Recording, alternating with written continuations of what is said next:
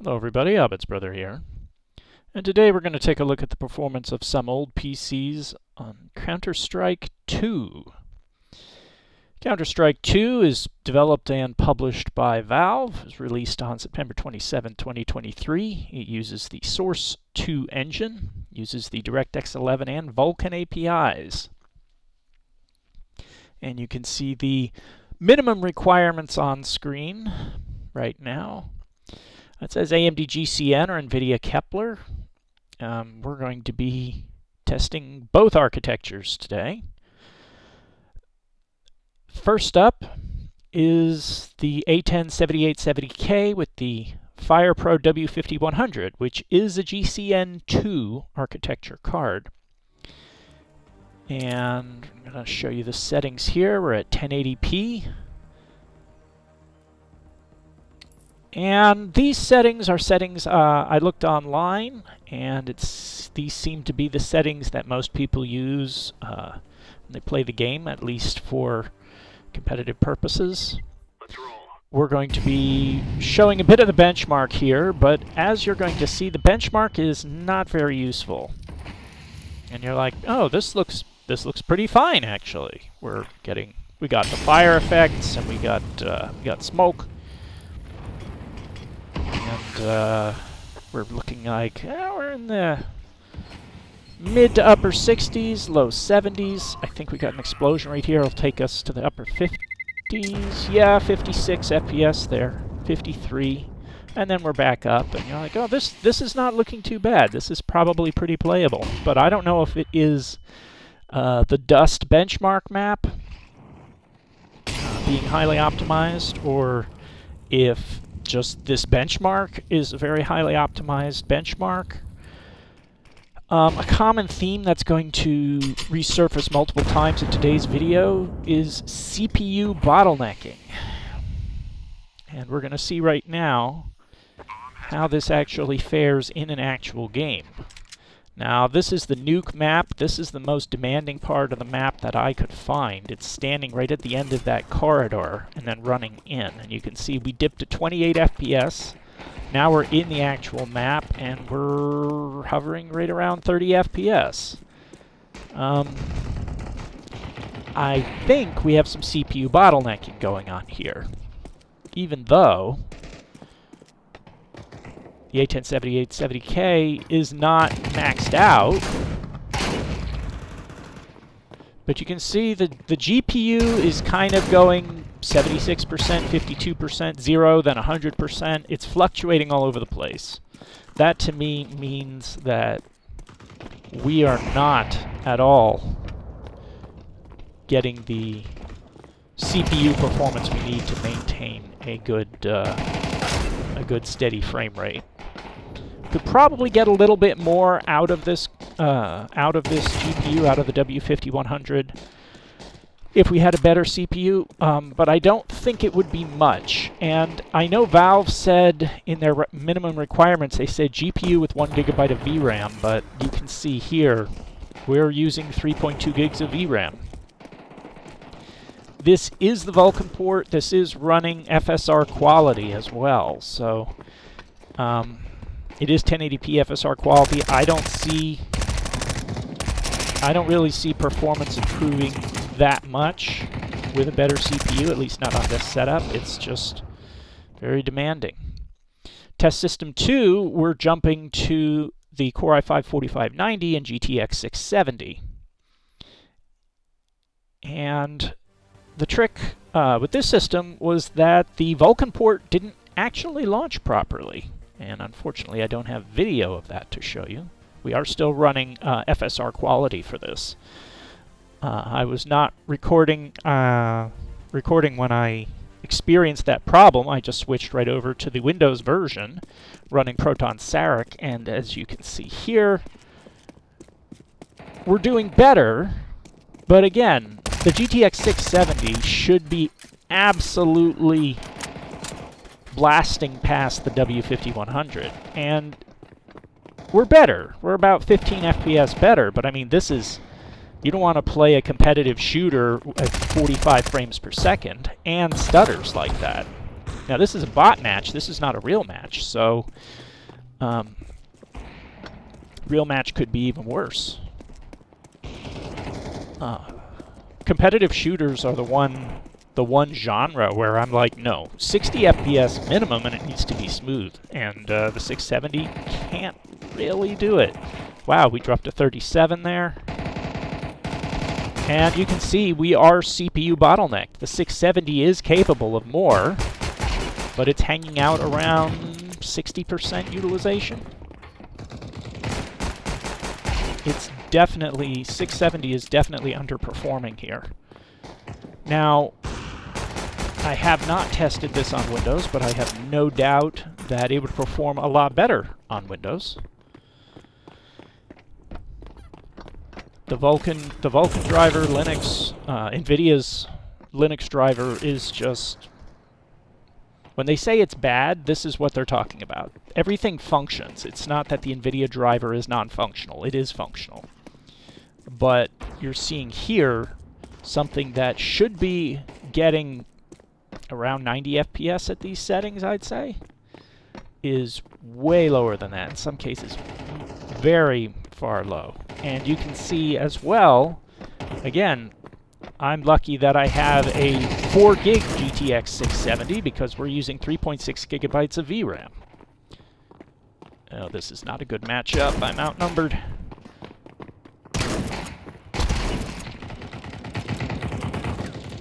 For the record, I am not a Counter-Strike player. This is just me trying to survive a little bit here, so enjoy my terrible gameplay.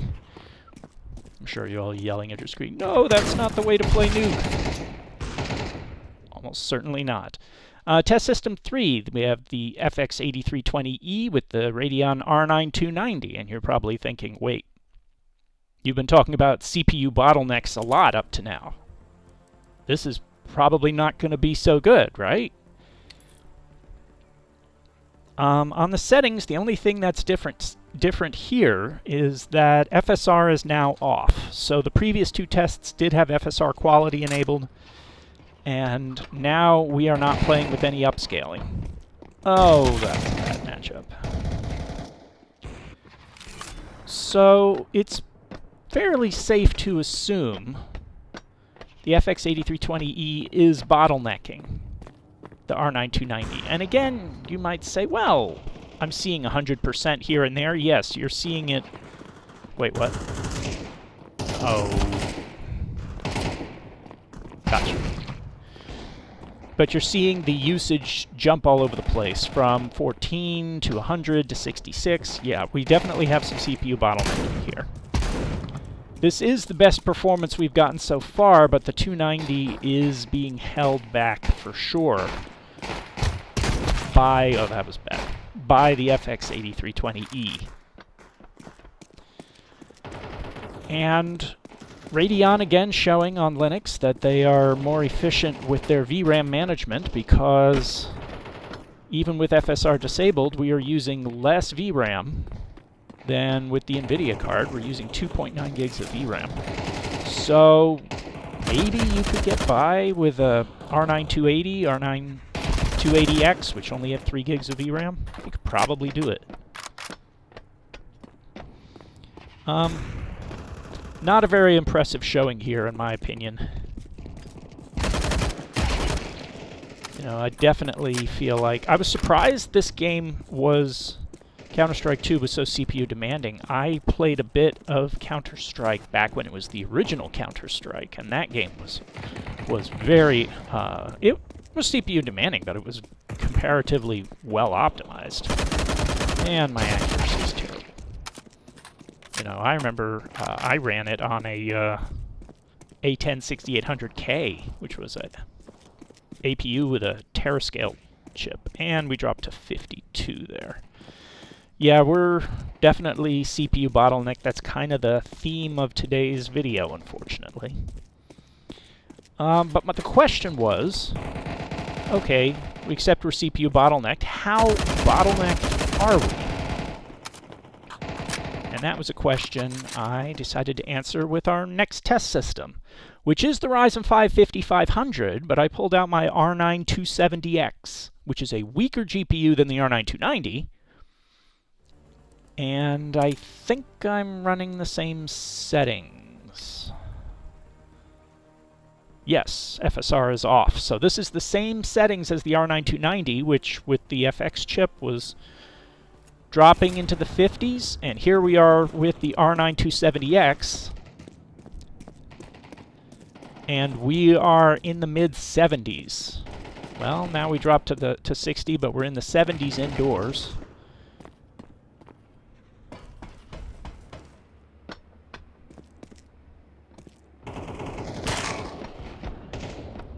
Come on. No. Come on. How am I missing? And he's behind me. I'm going to get shot.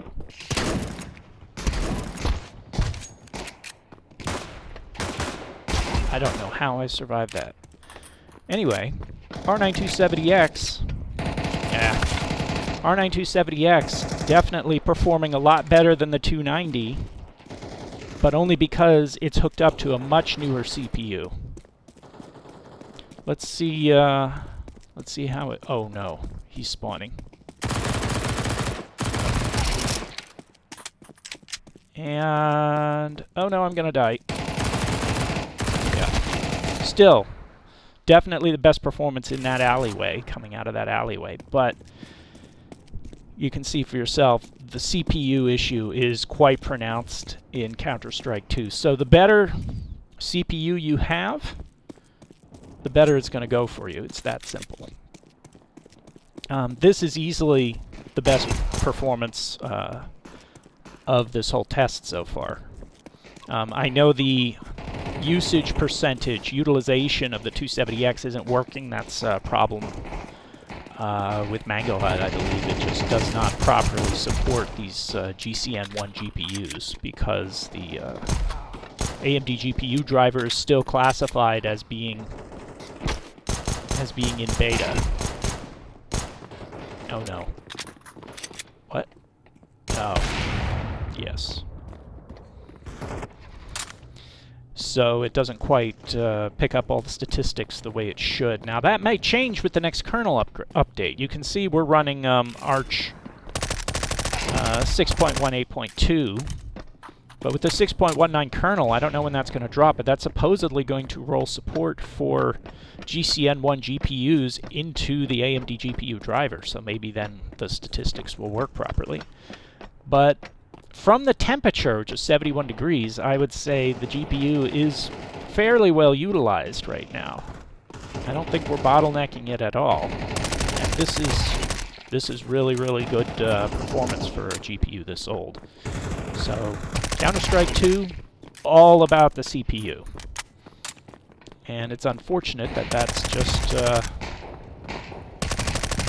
no, that's a lot of guys out there. Why are they waiting for me? And I can't aim. Test System 5 is the i7-4790 with a GTX 1060 6GB. And we should be running the same settings we were just running, but based on what we've seen so far with CPU bottlenecks, I bet this 1060 is not going to perform better than the R9 270X. And it should. I know that on Windows... oh wow, they're all lined up. Stop moving! They just moved that little bit. And I'm going to probably die here because there's a sniper with a bead on me. I know that on Windows, the GTX 1060 in Counter-Strike 2 at these settings, the 1060 is like 140 FPS. And you can see right now we're at 47% utilization. Oh, he got me from behind. 47% utilization, 50, 38. The 4790 is really holding this back. We're getting 70 to 90 FPS here.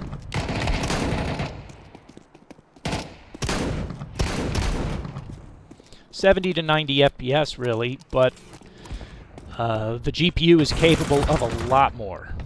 Maybe if you had a 4790K, overclocked to 4.2, 4.4 gigahertz, you'd probably get more performance out of it.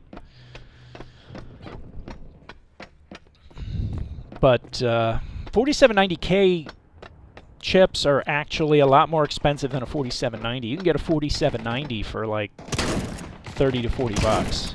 4790K is going to run almost double that, 60 to 80.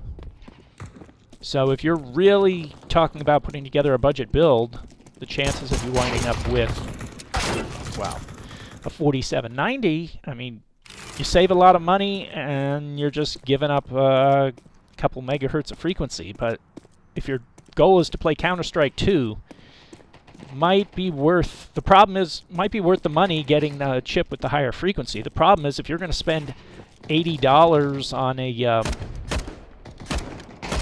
4790K, I mean, you can get a Ryzen 5 3600 for like $76. So then what's the point of going with the older chip? Right? The only point of going with the older chip is to save insane amounts of money. And that's the problem with some of these cheaper Ryzen chips, like the Ryzen 5 5500. Damn. They are a lot faster than some of these old chips, and they're actually the same money. So in terms of value... Oh, I didn't break the window. In terms of value, it costs... You're better off going with the Ryzen 5 5500 over trying to make a Haswell build work. That's the whole point of all of this, is to try to go as cheap as possible. If you go with a 4790, you're going to wind up... You don't want to overspend on technology that is more than 8 years old, that's for sure. And final system is the i7 5930K with the RX Vega 64. And if you thought the bottlenecking was over, you were wrong. So yes, the reason we should still be on the same settings here. I tried to use these competitive settings in all my testing. And FSR is off. But I am expecting a new GPU for testing right now. That's why, and I moved some GPUs around. That's why the Vega is in the X99 build at the moment. But, okay, now we're finally getting some performance here. I don't know why it's saying 4.8 gigabytes of VRAM. That's kind of crazy. But we're finally getting... Damn, this gun is inaccurate. I don't... We're finally getting over 100 FPS. Oh! I'm gonna die here. No! I'm really not a Counter-Strike player. Used to be, you would switch guns. I think it was. You could switch guns and then they would then switch back and they'd be reloaded while they were in inventory or something. I don't know. I am obviously not a Counter-Strike player. But now we got some draw distance, and it was 100 FPS, so it's still dropping. We're still having issues with CPU bottlenecking, and you can see the Vega 64. I'm seeing a jump to 75% utilization at times, but indoors, we are very clearly CPU limited.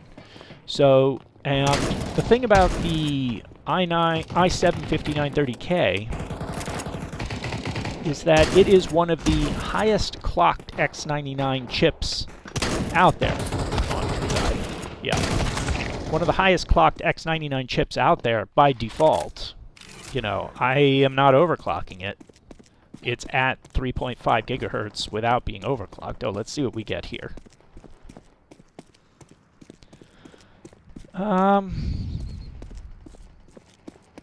Drop to 92. 89, 84.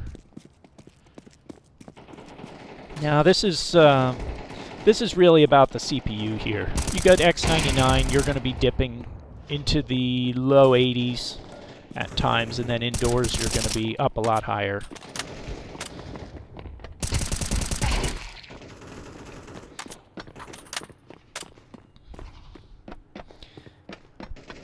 Yeah, so if you were going to get an X99 system, if you had this system and then you overclocked it to hit 4 gigahertz, you're going to get more performance. That's really the mantra here with Counter-Strike 2. CPU performance. It's going to get you every time with these legacy systems.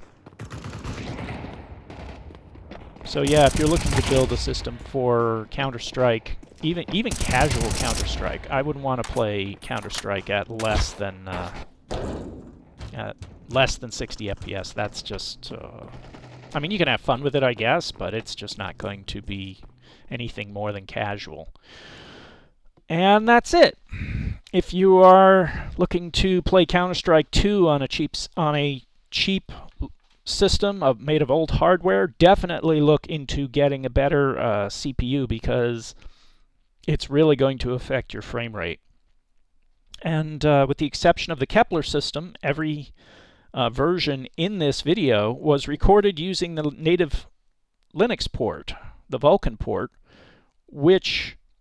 and when you use a native Linux port like this versus running Proton, generally speaking, the Vulkan port is going to be less CPU demanding. So it's like, oh well, maybe I could have switched over and used Proton or whatever. No, it was going to be worse. And and the benchmark.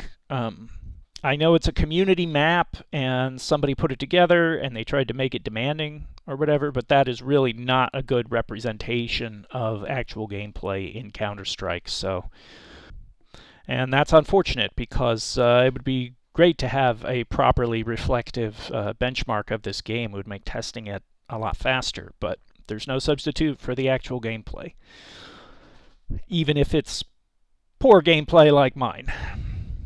Anyway, that's all I got for you today. Hope this video was useful to you. If it was, please give it a thumbs up, and thanks for watching.